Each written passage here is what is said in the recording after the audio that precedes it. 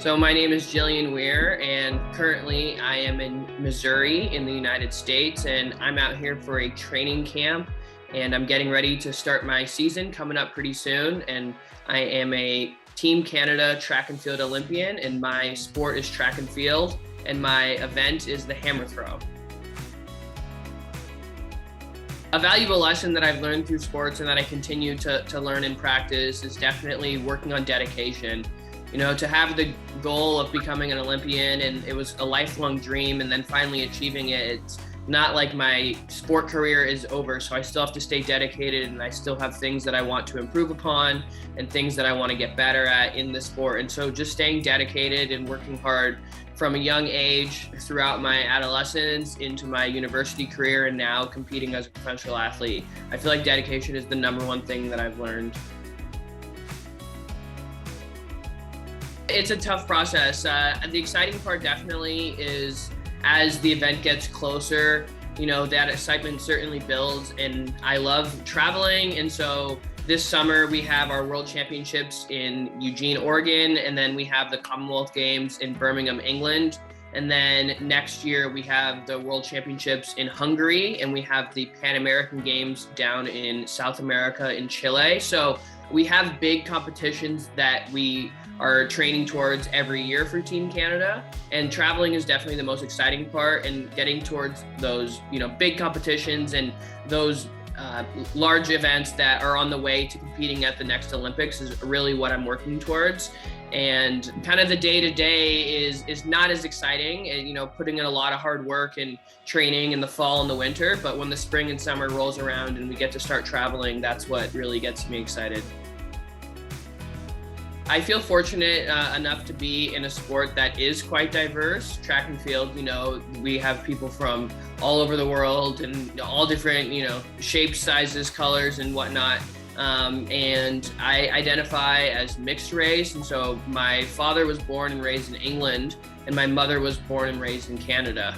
My dad's parents are from Jamaica, and my mom's family on her mother's side is Indigenous. And so I have a very diverse background, and I feel honored to be able to represent so many different cultures. And it's really just been a blessing to be able to feel well-rounded as an individual, because I've had a lot of different experiences growing up through my family. Even though, like I said, track and field is a quite diverse sport, Indigenous representation in sport is lacking across the board.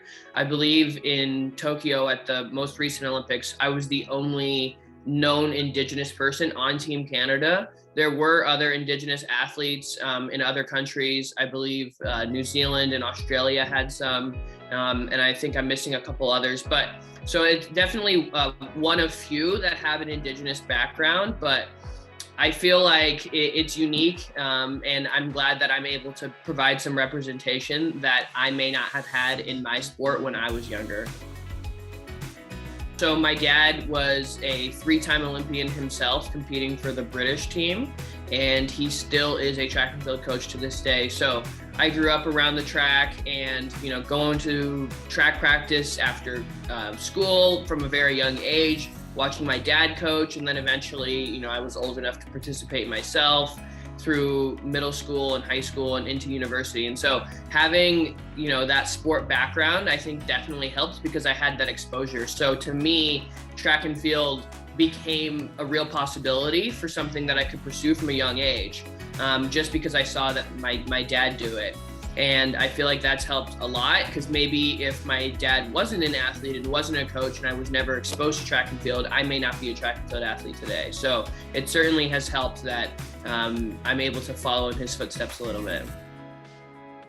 So hammer throwing is, you know, my full-time career, and that's the only event that I participate in track and field now. But when I got started in the sport, I actually was a pretty scrawny little kid, and I did the hurdles, I did the long jump, I threw shot put and discus, I did all sorts of events. And so that's pretty common when you start out, is kind of just try everything. And then as I got into high school, I was throwing just the shot put and the discus, and then I didn't specialize in the hammer throw until later on in my university career. So I did do other events in track and field, and then growing up, I also played other sports. I played water polo for several years. Growing up in California, that's pretty common. I know Wanique, who is another speaker here, so she is an awesome role model for me to see her become an Olympian for Team Canada, and to be a water polo player, I think is also great. And that representation in water polo, I think, is certainly needed as well. But yeah, I played water polo, basketball. I did a little even softball and all sorts of sports growing up. But now I'm just a full-time hammer thrower. And as much as I would like to do some other things, I can't really risk the injury. So I gave up fun recreational activities like going snowboarding. Well, that's fun, but you can get hurt. So it's not quite worth it at the point I am in my career, but I'll definitely return to some other sports once I'm done competing professionally. My piece of advice is to, dream big and stay focused on whatever goal you have. And even if it's something small to start out, I think that you just have to have something that can keep you in check and that you can stay determined and motivated to work towards. And so figure out what you want to do, whether it's in your personal or your professional life. And once you have that goal in mind, stick to it, work hard. And I believe with some of that advice, you should be able to achieve the things that you'd like.